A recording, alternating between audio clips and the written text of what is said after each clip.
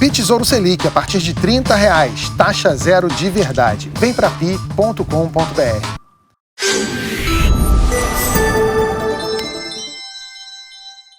Oi pessoal, bom dia, mais um Morning Call conversando e hoje, antes de qualquer coisa, eu já vou dizer para vocês, por favor, darem um like e se inscrever no canal. My News está aí com 285 mil seguidores, bora chegar a 300 mil, então se inscreve logo. E para acompanhar o Morning Call todos os dias e outros programas que a gente tem sobre o mercado, sobre economia. Quem vai conversar com a gente aqui é o Renato Santaniello, do Santander Asset. Renato, bom dia, obrigada por conversar com a gente de novo. Bom dia, Gabi. Obrigado pelo convite novamente. Renato, eu acho que a gente precisa começar hoje falando sobre o cenário interno, né? Ontem a gente teve o Bolsonaro discursando na ONU, acho que foi uma coisa que não mexeu tanto com o mercado, mas a gente teve uma coisa importante no Congresso, que foi o adiamento da reforma da Previdência no Senado. Ela seria votada nessa semana, passou para a semana que vem, foi uma decisão do presidente do Senado, Davi Alcolumbre. Ele decidiu, antes de votar a reforma, votar uns vetos considerados importantes também, mas o fato é que estava todo mundo esperando que a reforma fosse votada lá nessa semana. Como que o mercado reagiu? Gabi, eu acho que teve, como você falou, a expectativa era de que fosse aprovada de fato sem muita turbulência e que fosse essa semana. Então já tinha ocorrido algum atraso de dias, né, mas coisa pouca, e veio agora um atraso de mais uma semana. Acho que ainda não um cenário de que não deve, né, que vai voltar atrás, que não vai passar, que vai mudar alguma coisa.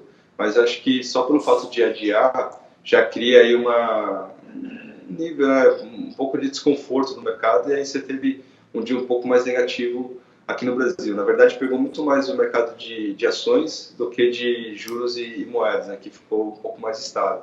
Não é nenhum movimento relevante, até porque lá fora também foi um dia um pouco ruim, né, das bolsas.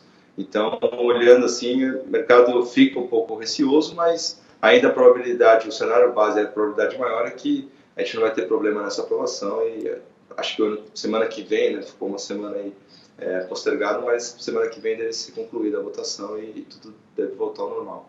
A senadora Simone Tebet, acho que foi a senadora que se colocou contra e foi a principal voz aí entre os parlamentares que se colocaram contra essa mudança de data, né? Ela falou que não era o momento de passar para a sociedade a impressão de que a reforma deixou de ser importante, né? Você acha que esse adiamento pode passar essa impressão não só para a sociedade, mas para os investidores também? Não que não é importante, assim, acho que fica aí uma questão que é tão relevante para a economia para que postergar uma semana? Acho que esse é o questionamento que todo mundo faz, né? Acho que o que a gente conversou com alguns analistas políticos que ficam em Brasília, que parece que foi mais uma reforma um pouco mais política, então, né, uma manobra mais política para fazer esse adiamento, né, ter alguma barganha sobre algum tema político.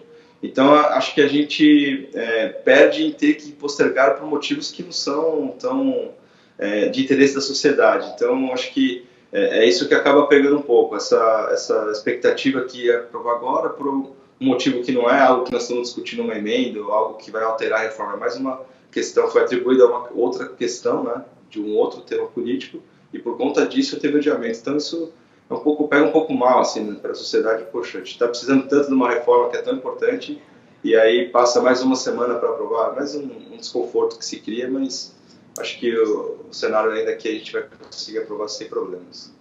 Bom, você falou do cenário externo, que ontem influenciou muito aqui no nosso mercado, no nosso índice Bovespa. Imagino que você estivesse falando do Trump, né? Foi aberto ontem o processo de impeachment contra ele, né? Por causa de uma ligação que ele teria feito para o presidente da Ucrânia, pressionando para que o presidente da Ucrânia investigasse o desafeto político dele, né? Esse impeachment essa possibilidade, esse processo de impeachment mexeu com o mercado no mundo inteiro, né? Sim, com certeza. Acho que até olhando a parte que sempre gera ruído lá fora, que é de guerra comercial, acho que até isso deu uma aliviada, mas veio essa notícia da possibilidade de impeachment. Na verdade, foi colocou que poderia ocorrer isso se ele não tivesse esclarecimento. Agora o Trump já disse que vai mostrar os esclarecimentos da conversa, que não tem grandes problemas, então vamos ver o que acontece. Ele tem uma entrevista marcada para hoje, vamos acompanhar de perto, o mercado vai ficar muito atento a isso. Mas, de fato, foi essa notícia que gerou um pouco mais de aversão aos investidores, né, que acabaram reduzindo um pouco posições, e isso refletiu nos mercados, principalmente nos mercados de ações. Então, a gente viu esse movimento mais pronunciado, não foi nada tão relevante, né, a gente está com as bolsas aí nas máximas, e foi um movimento tímido por conta do nível que se quanto poderia ter ocorrido até uma realização maior se fosse uma coisa mais grave, mas de fato mais um assunto que trouxe aí um ruído para o mercado e acabou que desvalorizou algumas bolsas lá fora, e o mercado local acompanhou também esse movimento. Então, o mercado local acompanhou um pouco pelo fator doméstico da reforma e também pelo cenário um pouco mais negativo na margem aí dos Estados Unidos e do mundo. A coisa não está muito boa para o Trump, mas também não está muito boa para o Boris Johnson, né, no Reino Unido.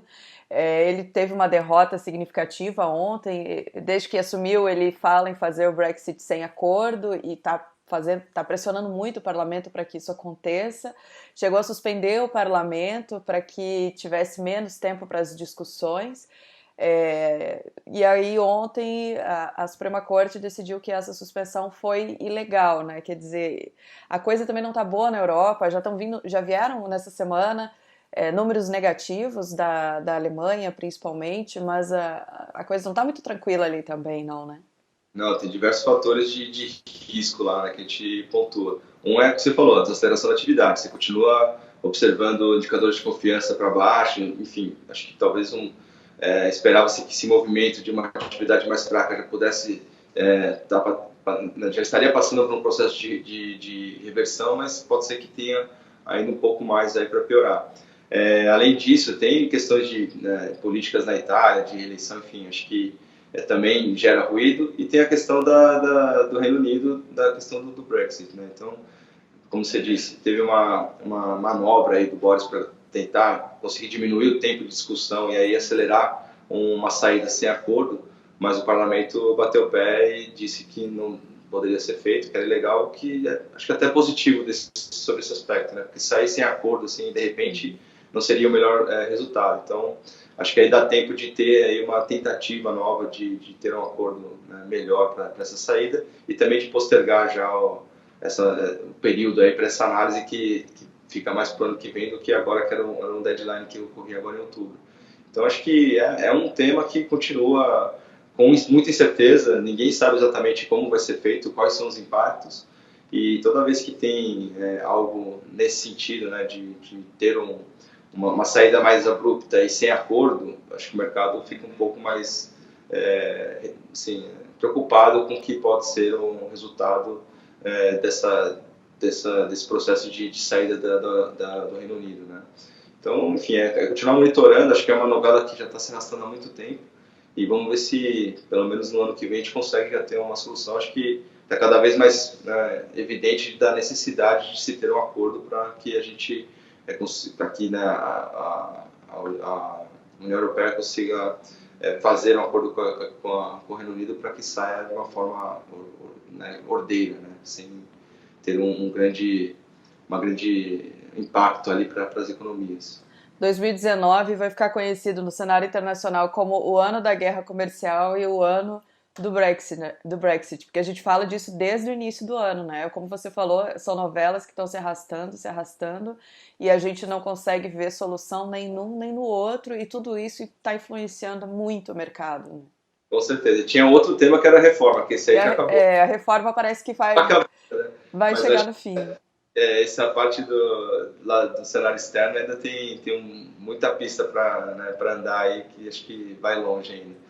Enfim, saber entender, né, os próximos passos e tentar, em cima disso, alocar ali, a gente como gestor de portfólio, tentar alocar o risco para a gente passar por esse momento turbulento. De fato, sempre terão motivos aí para gerar volatilidade para os mercados, e esses dois temas estão arrastando há um bom tempo, e a gente ainda não sabe quando e como será a solução desses dois temas. Tá certo. Renato, muito obrigada pela conversa. Boa quarta-feira para você. Até a próxima. Obrigado, Gabi. Bom dia a todos. Até a próxima. Pessoal, muito obrigada pela companhia. Não esqueçam, dá um like, se inscreve no canal. Amanhã tem mais Morning Call. Tchau, tchau.